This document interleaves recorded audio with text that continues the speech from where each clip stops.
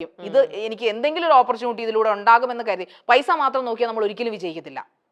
എന്നോട് ഒരുപാട് anchors വേറെയൊക്കെ channel anchor പറയും നീ കുറച്ചാണ് വാങ്ങിക്കുന്ന പേയ്മെന്റ്, നീ ഇതിലൂടെ കൂട്ടി ചോദിക്കും. ഇതിനെ കുറച്ച് പേർക്ക് ഇപ്പം അറിയാലോ. ഞാൻ പറഞ്ഞില്ല, എന്നെ സംബന്ധിച്ചിടത്തോളം എനിക്കൊരു അവസരം ദൈവം തരും, അവർ ഇങ്ങോട്ട് ഓഫർ ചെയ്യുന്ന ഒരു ദിവസം വരും. ശാരിക ഇതാണ് നിന്റെ പേയ്മെന്റ്, ഇത്രയും മതിയോ എന്ന് ചോദിക്കുന്ന ഒരു ദിവസം വരും, മൺഡേ. അന്ന് ഞാൻ ഐ വിൽ ആസ്ക്. അതല്ല ഒരിക്കലും അവിടെ കഴുത്തിന് കുത്തിപ്പിടിച്ചിട്ട് ഇതെനിക്ക് തന്നേ പറ്റുള്ളൂ എന്ന് പറയില്ല. നിങ്ങൾക്ക് ഓക്കെ ആണെങ്കിൽ ഓക്കെ ഞാൻ വരാം എന്ന് പറയും. അങ്ങനെ ബാർഗെയിൻ ചെയ്തിട്ടുണ്ട്. എൻ്റെ കഴിവ് മനസ്സിലാക്കി അവർ എന്നോട് ഡിമാൻഡ് ചെയ്യണം, നിങ്ങൾക്ക് തരാമെന്നുള്ളത്. അങ്ങനെ ഒരു ലെവലിൽ എത്തുമ്പോഴേ ഞാൻ പൈസയ്ക്ക് വേണ്ടി ബാർഗെയിൻ ചെയ്യുള്ളൂ. അല്ലാതെ എൻ്റെ ഒരു പാഷനാണിത്. അതുകൊണ്ടാണ് അതിൽ ഞാൻ എത്ര ഇരുട്ടിയിലും എത്ര രാത്രിയിൽ ഓപ്പർച്യൂണിറ്റി വന്നാലും ഞാൻ എൻ്റെ സേഫ്റ്റിയും കൂടെ നോക്കിക്കൊണ്ട് അത് ആ ഒരു ഷോയ്ക്ക് വേണ്ടി വരുന്നത്. പൈസ മാത്രമല്ല ഇവിടെ. ഓക്കെ.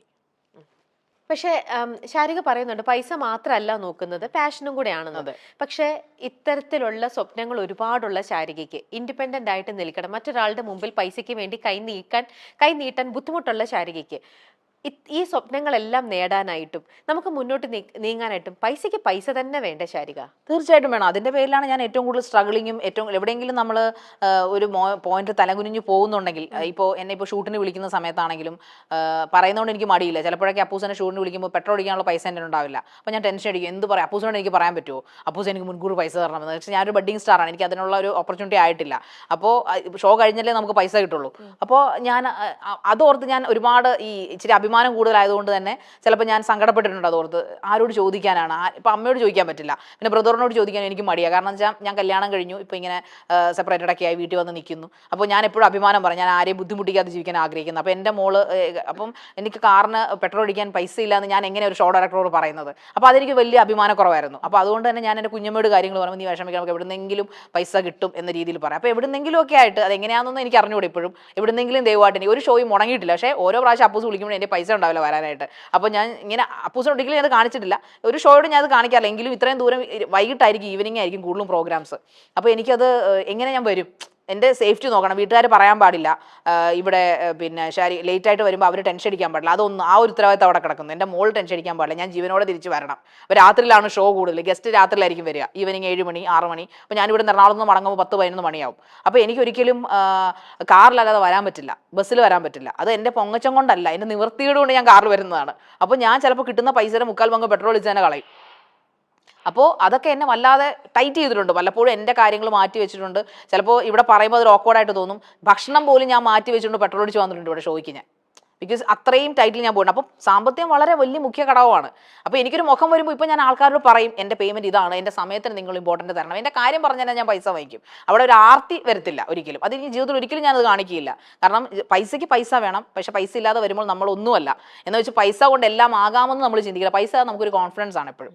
ആ കോൺഫിഡൻസ് ഇപ്പോൾ എനിക്ക് ചെറുതായിട്ടൊക്കെ വന്നിട്ടുണ്ടെന്ന് തോന്നുന്നു. കാരണം നമുക്ക് ഷോസ് കിട്ടി തുടങ്ങി, കൂടുതലായിട്ട് ഷോസ് ഉണ്ട്. അത് പിന്നെ മൈൽ സ്റ്റോണിൻ്റെ ആയാലും മറ്റ് വാർത്തകൾ ഒരുപാട് ചെയ്യുന്ന ഒരാളാണ് ഞാൻ. ഒരുപാട് വാർത്താ ചാനലുകളിൽ വർക്ക് ചെയ്യുന്നുണ്ട്. അപ്പോൾ ന്യൂസ് ചെയ്യുന്ന ആയതുകൊണ്ട് തന്നെ നമുക്കിപ്പോൾ ഒരു മുഖം ഉള്ളത്, ആ മുഖം തന്നത് ഞാൻ ആ മൈൽ സ്റ്റോൺ എന്നും കടപ്പെട്ടവളായിരിക്കും. കാരണം അവരാണ് എനിക്കൊരു മുഖം തന്നത്. അതുകൊണ്ട് തന്നെ എൻ്റെ ചാനലിൽ നിന്നാണെങ്കിലും എനിക്ക് ചെറിയ വരുമാനങ്ങൾ തുടങ്ങി. മറ്റുള്ളവർക്ക് എനിക്കൊരു എമൗണ്ട് പറയാൻ പറ്റി. വലിയ എമൗണ്ട് അല്ലെങ്കിലും എനിക്ക് ഈ എമൗണ്ടിന് വരാൻ പറ്റില്ല, കുറച്ചുകൂടെ കൂടുതൽ തരണം നിങ്ങൾ. അപ്പോൾ അവർക്ക് കാര്യം മനസ്സിലായി. ഒരിക്കലും എന്നോട് തറ്റില്ല, നീ വരണ്ട എന്ന് ഒരാളും പറഞ്ഞിട്ടില്ല കേട്ടോ. ഓക്കെ മനസ്സിലായി ശാരിക, ഞാൻ കാര്യം മനസ്സിലായി തരാം എന്ന് പറഞ്ഞ് വിളിച്ചിട്ടേ ഉള്ളവർ. അപ്പോൾ അതിൻ്റെ ഒരു കോൺഫിഡൻസ് നമുക്ക് എപ്പോഴും ഉണ്ട്. അന്ന് വന്നതിൽ നിന്ന് ഇന്ന് ഞാൻ മാറി. അന്ന് എനിക്ക് ഞാൻ ജനറൽ കമ്പാർട്ട്മെൻറ്റിൽ കയറി പോയിട്ടുണ്ട്, നടന്ന് പോയിട്ടുണ്ട്. ഓട്ടോ പിടിക്കാൻ പൈസ ഇല്ലാത്തതുകൊണ്ട് നടന്ന് പോയിട്ടുണ്ട് പലയിടത്തും. പക്ഷേ ഇന്ന് എനിക്ക് ചിലയിടത്ത് നമുക്ക് ബസ്സിലോ ട്രെയിനിൽ പോകേണ്ടി വരും, കാറിൽ പോകാൻ പറ്റില്ല. മൈൽ സ്റ്റോണിൽ മാത്രമേ കാറിൽ വരാറുള്ളൂ. മറ്റിടത്തൊക്കെ ഞാൻ ട്രെയിനിലോ ബസ്സിലാണ് പോകുന്നത്. അപ്പോൾ ചിലപ്പോൾ ഞാൻ ഇന്ന് എനിക്ക് ഈ പറഞ്ഞ പോലെ ജനറലിന് പകരം ഞാൻ ഇത്രയും 1.5 വർഷത്തിന് ശേഷമാണ് ഒരു AC കമ്പാർട്ട്മെൻറ്റ് ആദ്യമായിട്ട് പൈസ കൊടുത്ത് പോകുന്നത്. ഈ 1.5 വർഷത്തിന് ശേഷം. ദെൻ കഴിഞ്ഞ ദിവസം ഞാൻ വന്ദേ ഭാരതിൽ ആദ്യമായിട്ട് ഇത്രയും നാൾക്ക് ശേഷം ആദ്യമായിട്ട് വന്ദേ ഭാരതിൽ ട്രിവാൻഡ്രത്ത് ഒരു പ്രോഗ്രാം കഴിഞ്ഞിട്ട് ആലപ്പുഴയ്ക്ക് കയറുന്നത്. അപ്പോൾ അങ്ങനൊരു മാറ്റം ഇപ്പോൾ ഉണ്ടാകുന്നുണ്ട്. അത് സാമ്പത്തികം കൂടുന്നതുകൊണ്ടാണ് ചെറുതായിട്ട്. ഓരോ ഷോ കഴിഞ്ഞിട്ട് ആ ഷോയിൽ നിന്ന് കിട്ടുന്ന പേയ്മെന്റ് കിട്ടിയിട്ട് വേണം എനിക്ക് മുന്നോട്ട് കാര്യങ്ങൾ ചെയ്യാനായിട്ട്. തീർച്ചയായിട്ടും അങ്ങനെ അത്രയും സ്ട്രൈവ് ചെയ്തിട്ടാണ് ഞാൻ ഓരോ ഷോയ്ക്കും വന്നുകൊണ്ടിരുന്നത്. പക്ഷെ ആൾക്കാർക്ക് അറിയില്ല.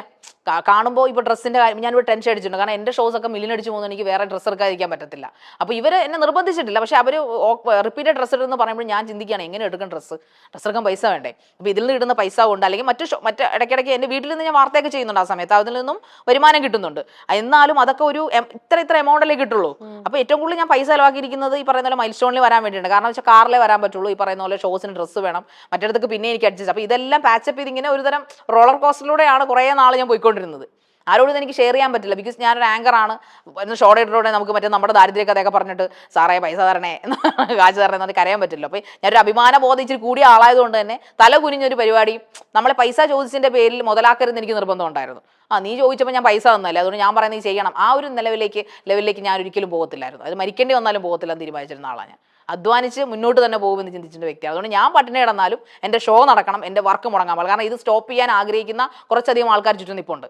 ഒരു കാരണം ഉണ്ടാക്കിയിട്ട് എന്തിനാ ഇത് നിന്നോട് പറഞ്ഞതല്ലേ ഏതെങ്കിലും പ്രൈവറ്റ് കമ്പനി. എനിക്ക് പ്രൈവറ്റ് കമ്പനി ജോലി ഉണ്ടായിരുന്ന ആളാണ്. ഞാൻ മാനേജറായിട്ട് വർക്ക് ചെയ്തിട്ടുണ്ട്, എഡ്യൂക്കേഷൻ സെക്രട്ടറി വർക്ക് ചെയ്ത് 8 വർഷം വർക്ക് ചെയ്തിട്ടുണ്ട് MNC-യിലൊക്കെ. പക്ഷേ അതൊക്കെ വിട്ടിട്ട് എൻ്റെ പാഷനിലേക്ക് പോകുമ്പോൾ നമുക്ക് ഒരുപാട് സ്ട്രഗിൾ ഉണ്ട്. ഇപ്പോൾ ഫ്രീലാൻസറായിട്ട് വർക്ക് ചെയ്യുമ്പോൾ ഒരുപാട് സ്ട്രഗിൾ ഉണ്ട്. ഞാൻ ഒരുപാട് ട്രാവൽ ചെയ്യണം, ഉറക്കമില്ലാതെ എത്രയോ പ്രോഗ്രാംസ് ഇപ്പോൾ ട്രിവാൻഡ്രം, എറണാകുളം, കൊച്ചി ഒക്കെ പോകുന്നുണ്ട് ഞാൻ. അപ്പോഴൊക്കെ എൻ്റെ ആരോഗ്യമാണ് അവിടെ ഞാൻ കൊടുക്കുന്നത്. എങ്കിലും ഞാൻ നോക്കും, മാക്സിമം ഉറക്കമൊക്കെ ഞാൻ നോക്കാറുണ്ടെങ്കിലും ഞാൻ വിശ്രമമില്ലാതെ ഓടുകയാണ്. കാരണം ഈ പൈസ ഉണ്ടാക്കാനാണ് ഓടുന്നത്. അതോടൊപ്പം എൻ്റെ പാഷനാണ് എന്നെ അവിടെ തളർത്താത്തത്. പൈസയ്ക്ക് വേണ്ടി മാത്രം ഞാൻ ഓടുമ്പോൾ ഞാൻ മടുപ്പടിക്കും. മറിച്ച് അതെൻ്റെ ഇഷ്ടം കൂടെ ആകുമ്പോൾ അത് ഫ്യൂവലാണ് അതിൻ്റെ. അതൊക്കെ ശരിയാണ്. നമ്മൾ പാഷൻ അവിടെ ചെയ്തു. ഇപ്പം നമ്മൾക്ക് മൈൽ സ്റ്റോണിൽ തന്നെ ആണെങ്കിലും ഇഷ്ടം കൊണ്ട് വന്ന് ഷോ ചെയ്തു. ഷോ ചെയ്ത് കഴിഞ്ഞ് ഇപ്പം എന്നോട് ഇതുവരെ അപ്പൂസ് അത് പറഞ്ഞിട്ടില്ല. പക്ഷേ ഇന്നിപ്പോഴത്തെ നമ്മുടെ ഒരു ഷൂട്ട് നടക്കുന്നുണ്ട്, ഇന്ന് നമ്മളിങ്ങനെ ശാരികയിലൂടെ ഡീറ്റെയിലിംഗ് ആയിട്ട് പോണു എന്ന് നമ്മൾ ഷോ ചെയ്യുന്നു എന്നറിഞ്ഞപ്പോൾ മാത്രമാണ് അപ്പൂസ് എന്നോട് ഒരു കാര്യം പറഞ്ഞത്. ഷോ കഴിഞ്ഞ് കഴിഞ്ഞപ്പോൾ ഒരു ദിവസം ശാരിക പൈസ ചോദിച്ചു എനിക്ക് ചെലവിന് വേണ്ടിയിട്ട്. അപ്പൂസെ ഇന്നത്തെ ഷോ കഴിഞ്ഞല്ലോ, ഞാൻ എൻ്റെ ഡ്യൂട്ടി ചെയ്ത് കഴിഞ്ഞു, ഇനി എനിക്ക് എൻ്റെ ഷോയുടെ പൈസ തരാമോ എന്ന് പോകുന്നതിന് മുമ്പേ ഒരിക്കൽ ചോദിച്ചു എന്ന് പറഞ്ഞു. അത് കേട്ടപ്പോൾ തന്നെ എനിക്ക് ശരിക്കും ഭയങ്കര വിഷമം തോന്നി. അതെന്ന് വെച്ച് കഴിഞ്ഞാൽ എൻ്റെ മോളുടെ സ്കൂൾ സ്റ്റാർട്ട് ചെയ്യുമായിരുന്നു. അപ്പോൾ അവൾക്ക് കുറച്ച് സാധനങ്ങൾ വാങ്ങിക്കണം. അപ്പോൾ എനിക്ക് വേറെ പൈസ ഇല്ല. അപ്പോൾ അവൾക്ക് 2 ദിവസം കഴിഞ്ഞേ ഉള്ളൂ. അപ്പോൾ എനിക്ക് കുറച്ച് സാധനങ്ങൾ ഓൾറെഡി യൂണിഫോമിനൊക്കെ പൈസ കൊടുത്തു, പക്ഷേ ഇതിനുള്ള പൈസ തികയിച്ചില്ല. അപ്പോൾ എനിക്ക് ഈ ഷോ അപ്പോൾ അപ്പൂസം നേരത്തെ ഒന്നും പ്ലാൻ ചെയ്ത് പറഞ്ഞ ഷോ അല്ല. അപ്പോൾ പെട്ടെന്ന് കിട്ടുമ്പോൾ ദൈവാനുഗ്രഹം ഷോ കിട്ടിയല്ലോ. അപ്പോൾ എനിക്ക് മടിയുണ്ട്. 100 വട്ടം അപ്പൂസ് അത് അറിയുന്നില്ല. എൻ്റെ പുറത്തുനിന്നുള്ള ചോദ്യം മാത്രമേ അപ്പൂസ് കേൾക്കുന്നുള്ളൂ, ഷോ ഡയറക്ടർ. പക്ഷെ ഞാൻ 100 വട്ടം ആലോചിച്ചിട്ട് 1000 വട്ടം സ്വയം ചോദിച്ചിട്ടാണ് അത്രയും എന്തൊരു നാണക്കേട് പോലും. ഞാൻ ചെയ്ത ഷോയുടെ പൈസയാണ് ഞാൻ ചോദിക്കുന്നത്. അതിൽ അപ്പൂസിന് ഒരു വിഷയമില്ല. അപ്പൂസ് കൃത്യ പേയ്മെൻ്റ് ആണ്, ഒരു മാറ്റവും മൈൽ സ്റ്റോൺ ഇതുവരെ ഉണ്ടായിട്ടില്ല. അങ്ങനെ അപ്പോൾ അപ്പൂസ് അത് ഞാനത് ചോദിക്കാൻ കുറേ സമയം ആലോചിച്ചു അപ്പൂസിന്. കാരണം നാളെ കഴിഞ്ഞിട്ട് പെട്രോൾ അടിക്കണം, മോളുടെ പോകുന്ന വഴിക്ക് മോൾക്ക് ഫോറം മാളിൽ കയറി കുറച്ച് സാധനം, അവിടെ ആകുമ്പോൾ കുറേ ഡിസ്കൗണ്ടും കാര്യങ്ങളൊക്കെ ഉണ്ട്, അപ്പോൾ സാധനം മേടിക്കണം എന്ന് പറഞ്ഞു.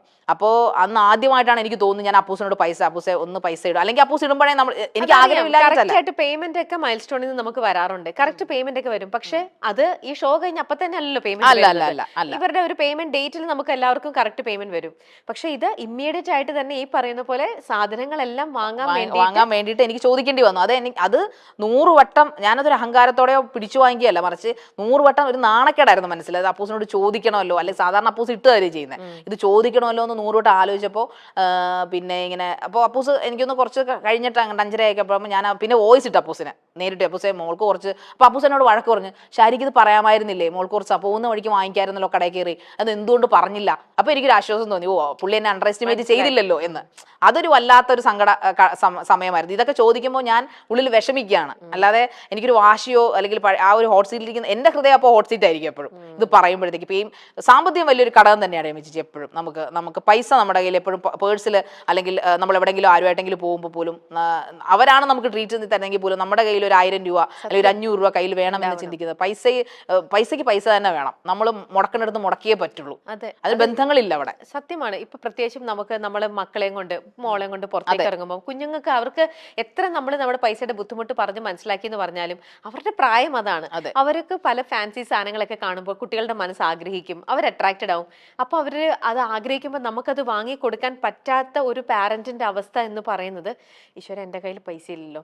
നമുക്ക് ആ ഒരു റിയാലിറ്റി അറിയുള്ളൂ. കുഞ്ഞിനെ ചിലപ്പോൾ മനസ്സിലായി, അപ്പോഴൊക്കെ നമ്മുടെ മനസ്സ് ഉരുകും അല്ലേ? തീർച്ചയായിട്ടും. എങ്ങനെ ഞാൻ അങ്ങനെ ഉരുകുന്ന ഒരു അമ്മയാണ് പല മൊമെന്റിലും ഞാൻ ചിലപ്പോഴൊക്കെ. പക്ഷെ എന്റെ മോളെ ഞാൻ അതുകൊണ്ട് തന്നെ റിയാലിറ്റി പറഞ്ഞ് പഠിപ്പിച്ചെന്നുള്ളതും അവൾ എന്നോട് എപ്പോഴും പറയാം, അമ്മ അവളൊന്നിനും വാശി പിടിക്കത്തില്ല, അമ്മയ്ക്ക് നിറച്ച് പൈസ ആയിട്ട് വാങ്ങിച്ചു തന്നാൽ മതി. അപ്പൊ അത് പറയുമ്പോൾ എന്റെ ഹൃദയം വേദനിക്കും. അവളത് മനസ്സിലാക്കിയിട്ടാണല്ലോ പറയുന്നതെന്ന് ഓർത്തിട്ട്. പിന്നെ ഞാൻ ചിന്തിക്കും, ഞാൻ ആരുടെയും പൈസ മോഷ്ടിച്ചിട്ടില്ല, ആരെയും പറ്റിച്ചൊന്നും മേടിച്ചിട്ടില്ല, കൊടുത്തിട്ടേ ഉള്ളൂ പൈസ എല്ലാവർക്കും. അപ്പൊ അതുകൊണ്ട് തന്നെ ദൈവം എനിക്ക് എന്റെ വർക്ക് ഞാൻ നന്നായിട്ട് ചെയ്യുന്നു, അതിൽ ഞാൻ വെള്ളം കലർത്താറില്ല, മായം കലർത്താറില്ല. സോ അതുകൊണ്ട് തന്നെ definitely one day will arrive എന്ന് ഞാൻ ചിന്തിക്കാറുണ്ട്, എപ്പോഴും ചിന്തിക്കാറുണ്ട്, പ്രാർത്ഥിക്കാറുണ്ട്. അപ്പൊ അതുകൊണ്ട് തന്നെ ഞാൻ വേറെ ആരെന്നെ കൈവിട്ടാലും അദ്ദേഹം എന്നെ കൈവിടില്ല. ആ ദ യൂണിവേഴ്സൽ ട്രൂത്ത് എന്നെ ഒരിക്കലും ആ ഈശ്വരൻ കൈവിടില്ല എന്ന് ഉറച്ച വിശ്വാസത്തിലാണ് ഞാൻ ഓരോ പ്രാവശ്യവും കാലെടുത്ത് വെക്കുന്നത്. കൊടുങ്കാട്ടിലേക്കാണ് എപ്പോഴും കാലെടുത്തത്, പക്ഷെ അവിടെ എൻ്റെ വഴികൾ തെളിയുമെന്ന് പൂർണ്ണ വിശ്വാസത്തോടു കൂടിയാണ് ഞാൻ എപ്പോഴും പോവുക.